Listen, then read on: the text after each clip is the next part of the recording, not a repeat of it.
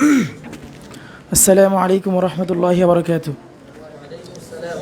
আমার প্রতিপক্ষ ভাইয়ের কাছে আমার প্রশ্ন হলো, কোরবানির বিধান কি ওয়াজিব, ফরজ, সুন্নত নাকি সুন্নতে মুআক্কাদা? আশা করি আমাকে সঠিক উত্তর দিয়ে ধন্য করবেন।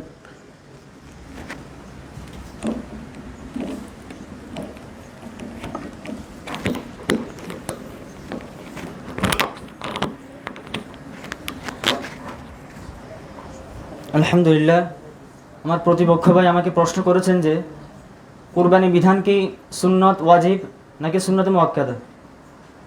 এই প্রশ্নটির যথার্থ উত্তর হলো, এই প্রশ্নটির মধ্যে ইমামদের মধ্যে দ্বিমত রয়েছে। ইমাম মুহাম্মদ রহিমাহুল্লাহ এবং ইমাম শাফি, ইমাম আবু ইউসুফ রহিমাহুল্লাহর মতে কুরবানি করা সুন্নত। ইমাম আবু হানিফা এবং ইমাম জুফরি এবং ইমাম বুশরি রহিমাহুল্লাহর মতে কুরবানি করা সুন্নতে মুআক্কাদা, এবং ইমাম আবু ইউসুফের মতে কুরবানি করা সুন্নত।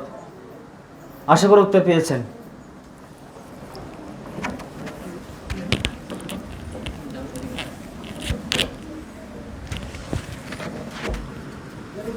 আলহামদুলিল্লাহ, আমরা উত্তরের আংশিক উত্তর আমরা পেয়েছি।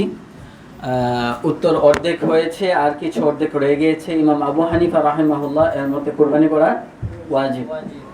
হ্যাঁ, এই অংশটি সম্ভবত রেখে গিয়েছে।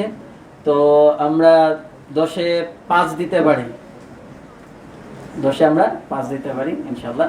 এখন আমাদের সামনে দ্বিতীয় প্রশ্ন করবে আমাদের এই প্রতিপক্ষ থেকে ইনশাআল্লাহ।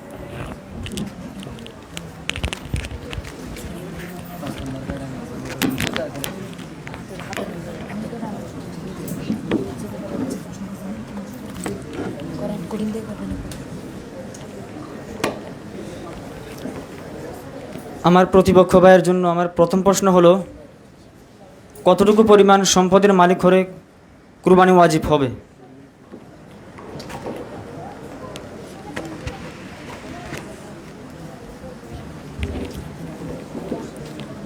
ওয়ালাইকুম আসসালাম রহমতুল্লাহ বারাকাতুহু। আমার প্রতিপক্ষ ভাই প্রশ্ন করেছেন, কতটুকু সম্পদের মালিক হলে কুরবানি ওয়াজিব হবে। এর যথার্থ উত্তর হলো 7.5 ভরি স্বর্ণ, 52 ভরি রূপা, মানে প্রায় 89,250 টাকা থাকলে তার উপর কুরবানি ওয়াজিব হবে। মানে প্রায় 90,000 টাকা বলা যায় আর কি। 90,000 টাকা থাকলে তার উপর কুরবানি ওয়াজিব হবে। আশা করি আমার প্রতিপক্ষ ভাই উত্তরটি পেয়েছেন। আসসালামু আলাইকুম রহমতুল্লাহ বারাকাতুহু। সঠিক হয়েছে, সোহেল মারহাবা।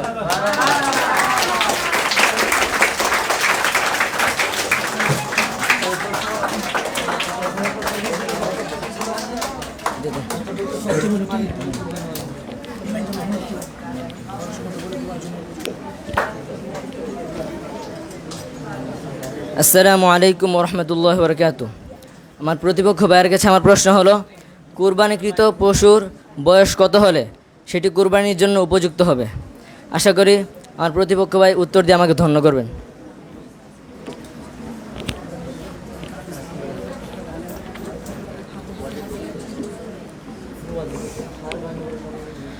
আলহামদুলিল্লাহ, প্রিয় ভাই খুব গুরুত্বপূর্ণ একটি প্রশ্ন করেছেন। উত্তরটি হলো, বিভিন্ন পশুর বয়স বিভিন্ন রকম হয়ে থাকে। যেমন গরু এবং মহিষের ক্ষেত্রে বয়স হলো 2 বছর পূর্ণ হয়ে 3য় বছর শুরু হওয়া, এবং উটের ক্ষেত্রে শর্ত হলো 5 বছর পূর্ণ হওয়া, 5 বছর পূর্ণ হয়ে 6ষ্ঠ বছর প্রবেশ করার। বকরি এবং দুম্বার ক্ষেত্রে শর্ত হলো 1 বছর পূর্ণ হওয়া, তবে 1 বছরের আগে 6 মাসের মধ্যে যদি সেটা মোটা তাজা এবং পরিপূর্ণ গোশত হিসেবে তৈরি হয় তাহলে তা দ্বারা কোরবানি হবে। ছাগলের ক্ষেত্রে বয়স হলো 1 বছর পূর্ণ হওয়া। আশা করি আমার উত্তরটি পেয়েছেন আপনি।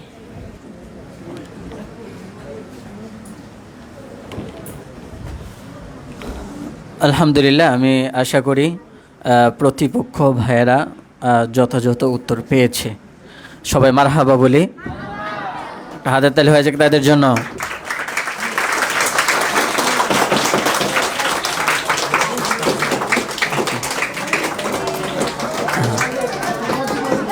আচ্ছা, আরেকটি তোমাদেরকে বলে রাখি, আমাদের প্রথম এই পক্ষ আমাদের প্রশ্ন করেছিল, জবাব দিয়েছিল সোহান, তার উত্তরটিও সঠিক হয়েছে। সবাই মারহাবা বলি। এই পর্যায়ে প্রশ্ন করবে, হ্যাঁ, সোহানের পক্ষ থেকে প্রশ্ন আসবে ইনশাআল্লাহ।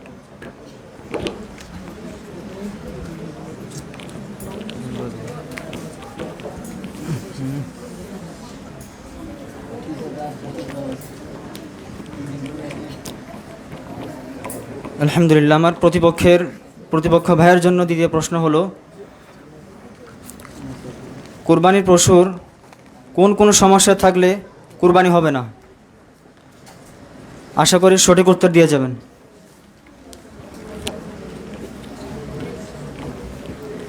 আমার প্রতিপক্ষ ভাই আমাকে প্রশ্ন করেছেন, কুরবানি গরুর কোন কোন সমস্যা থাকলে তা দ্বারা কুরবানি জায়েজ হবে না।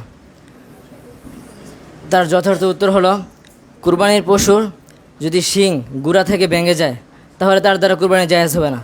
সে যদি অন্ধ হয় তাহলে তার দ্বারা কুরবানি জায়েজ হবে না। তার দাঁত যদি অধিকাংশগুলি পড়ে যায় তাহলে তার দ্বারা জায়েজ হবে না।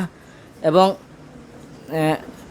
যদি সে গরুটি মোটা তাজা না হয়, মানে মাংসহীন হয়, তাহলে তার দ্বারা কুরবানি জায়েজ হবে না। আর যদি পশুটি যদি মানে রোগে কোনো রোগে আক্রান্ত হয়, মানে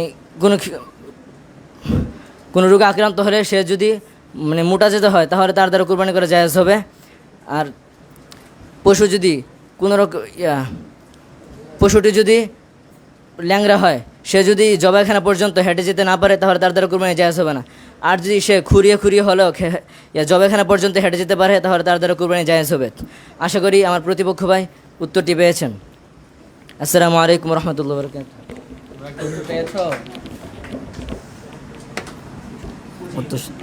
হ্যাঁ, আলহামদুলিল্লাহ, আমার প্রতিপক্ষ ভাইরা তারা হচ্ছে আবু বকর গ্রুপ, তারা যথাযথ উত্তর পেয়েছে। সবাই বলি মারহাবা।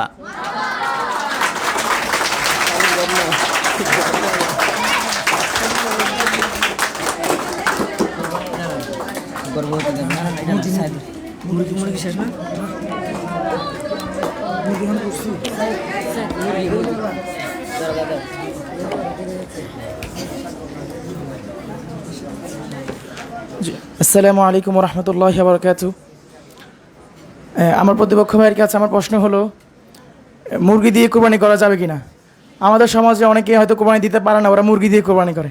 আসলে এটা কি মুরগি দিয়ে কোরবানি হবে কি হবে না, এটা নিয়ে একটু জানতে চাচ্ছি। আশা করি সঠিক উত্তর দিয়ে আমাকে ধন্য করবেন ইনশাল্লাহ। আলহামদুলিল্লাহ, প্রতিপক্ষ ভাই খুব সুন্দর প্রশ্ন করেছেন, মুরগি দিয়ে কুরবানি হবে কি না। আল্লাহ তাআলা তিনি নিজেই কিছু পানি নির্দিষ্ট করে দিয়েছেন কুরবানির জন্য। তা হলো উট, গরু, ছাগল, মহিষ, ভেড়া, দুম্বা। এই পানিগুলো ছাড়া কোনো পানি দিয়ে কুরবানি করা যাবে না, সুতরাং মুরগি দিয়ে কুরবানি হবে না। আশা করি আমার উত্তরটি পেয়েছেন। মাশাআল্লাহ, চমৎকার জবাব দিয়েছে। আমি আশাবাদী প্রতিপক্ষ উমর গ্রুপ তারা তাদের উত্তর পেয়েছে। সবাই মারহাবা বলি।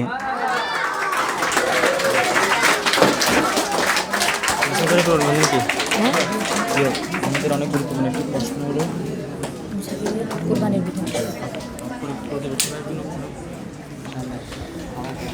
আমার প্রতিপক্ষ ভাইয়ের জন্য একটি গুরুত্বপূর্ণ প্রশ্ন হলো, মুসাফিরের কুরবানির বিধান কি? আশা করি উত্তরটা আমাকে দিবেন।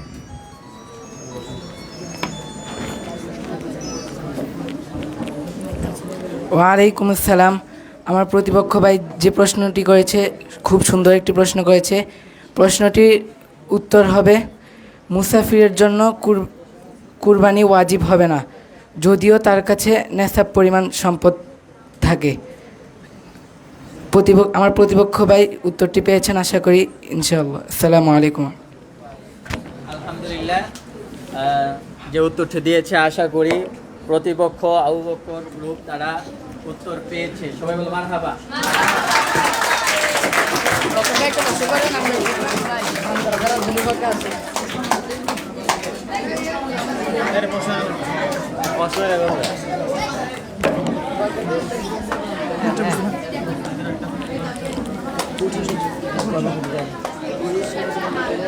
আসসালামু আলাইকুম রহমতুল্লাহ বরকাত। আমার প্রতিপক্ষ ভাইয়ের কাছে আমার প্রশ্ন হলো, গর্ভবতী গাভী দ্বারা কুরবানি হবে কিনা? আশা করি আমার প্রতিপক্ষ ভাই আমাকে উত্তর দিয়ে ধন্য করবেন।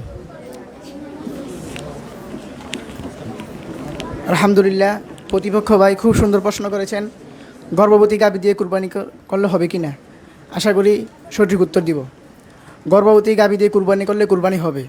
যদি সন্তান প্রসবের সম্ভাবনা থাকে তাহলে তা কুরবানি করলে মাকরুহ হবে। আর গর্ভবতী গাভী কুরবানি না করাই উত্তম। আশা করি আমার উত্তরটি পেয়েছেন। আলহামদুলিল্লাহ, চমৎকার ভেঙ্গে ভেঙ্গে জবাব দিয়েছে।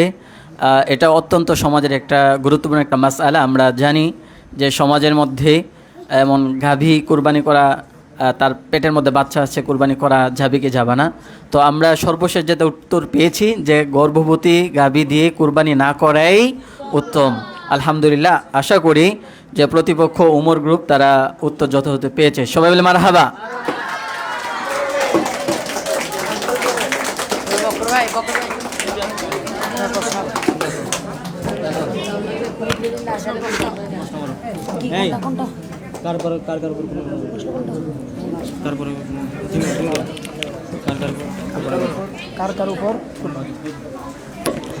আমার প্রতিপক্ষের ভাইদের একটি প্রশ্ন, কার কার উপর কুরবানি ওয়াজিব? আশা করি আমাকে সঠিক উত্তর দিবেন।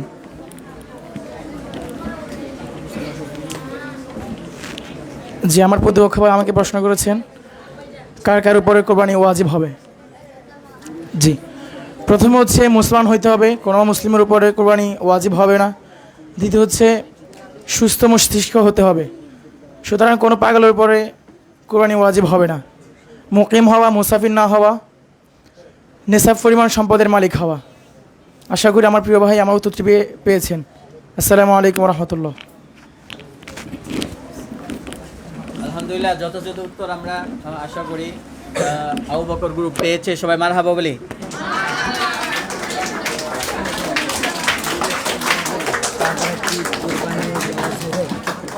আমার প্রতিপক্ষ ভাইয়ের জন্য প্রশ্ন হলো, গরুর শিং ভেঙে গেলে কি তা দ্বারা কুরবানি জায়েজ হবে? আশা করি উত্তরটি দিয়ে আমাকে ধন্য করবেন। আসসালামু আলাইকুম।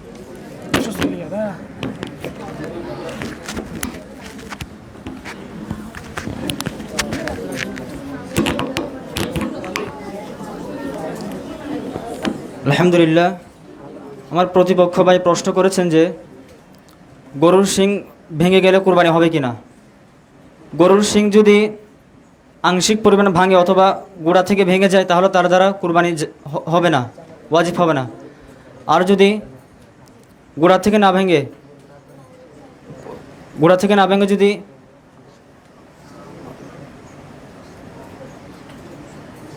যদি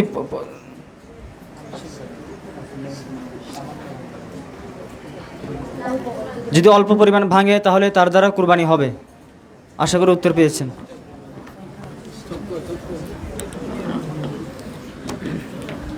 আমরা উত্তরটা আরেকটু স্পষ্টভাবে আমরা বলতে চাই।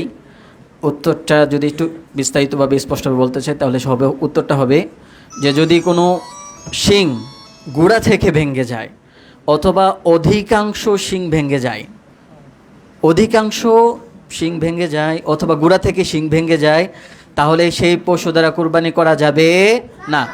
আর যদি কোনো পশুর আংশিক শিং ভাঙে, অল্প 3 ভাগের 1 ভাগ ভাঙছে, আরও 2 ভাগ বাকি আছে, তাহলে তার দ্বারা কুরবানি করা যাবে। আমরা আলহামদুলিল্লাহ আবু বকর গ্রুপ থেকে মোটামুটিভাবে আমরা উত্তর পেয়েছি। সবাই মারহাবা বলি।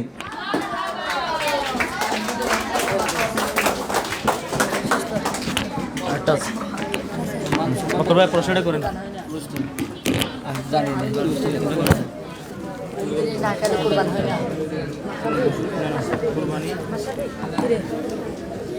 চামড়া কিভাবে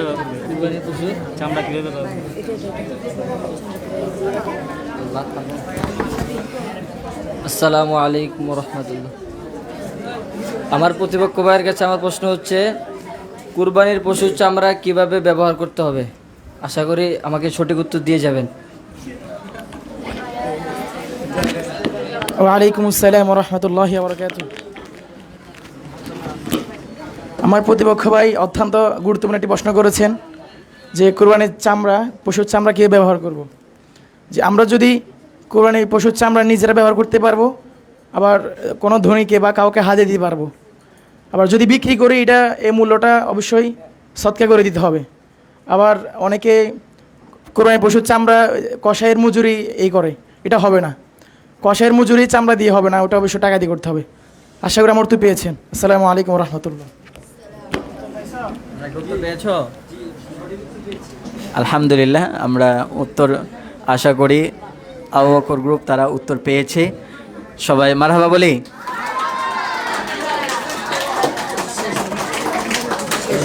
আলহামদুলিল্লাহ, আমাদের অনুষ্ঠান এখানেই শেষ হয়ে গিয়েছে। ফলাফল ঘোষণা আমরা দেখতে পাচ্ছি, আমাদের হাতে রেজাল্ট চলে আসছে। আলহামদুলিল্লাহ, আমরা দুপক্ষেই আবু বকর গ্রুপ এবং উমর গ্রুপ দুজনেই ভালো করেছে। চমৎকারভাবেই তারা তাদের উত্তরগুলো উপস্থাপন করেছে, তোমরা শুনেছো।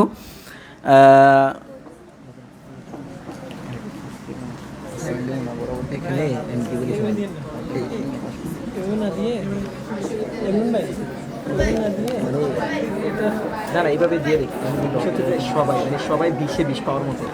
আমাদের জন্য এটা কিন্তু কঠিন যে কীভাবে কী করা যায়। কথা বলছেন? হ্যাঁ, আমাদেরকে 2 মিনিট সময় দেন। সাইলেন্ট। এই মানে 20-20 পাওয়ার মতো কাউ কিছু জায়গায় ঠকানোর মতো নয়। 19 পরিমাণ আমরা একটু এদিক করি, একজনকে যেহেতু একজনকে করতে হবে নিয়ম অনুযায়ী, তাহলে আমরা একজনকে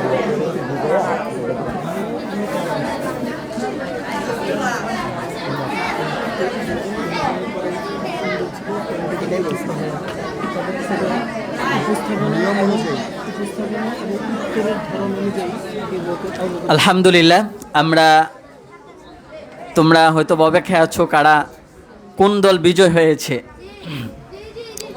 তো আমি বলতে চাই যে এখানে প্রত্যেকে ভালো করেছে।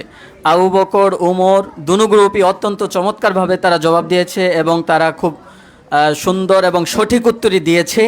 তবে আমরা এখানে উপস্থাপনা বা সেই ভিত্তিতে কারো উপস্থাপনার দিকে লক্ষ্য রেখে আমরা রেজাল্ট ঘোষণা করছি। সকলেই সমানভাবে রেজাল্ট পেয়েছে, বাকি মাত্র 5 পয়েন্ট বেশি পেয়ে উমর গ্রুপ তারা বিজয় অর্জন করেছে। এটা আসলে তাদের উপস্থাপনার সামান্য একটু ব্যতিক্রমের কারণে 5 পয়েন্ট মাত্র তারা কম পেয়ে তারা পিছিয়ে গিয়েছে। উমর গ্রুপ তারা 5 পয়েন্ট বেশি পেয়ে তারা বিজয় হয়েছে। এটা কোনো কিছু না, এটা হচ্ছে তোমাদের জন্য একটা শিক্ষা। তোমরা আশা করি প্রত্যেকে আগামী থেকে আরও ভালো করে প্রস্তুতি নিয়ে আসবে ইনশাল্লাহ।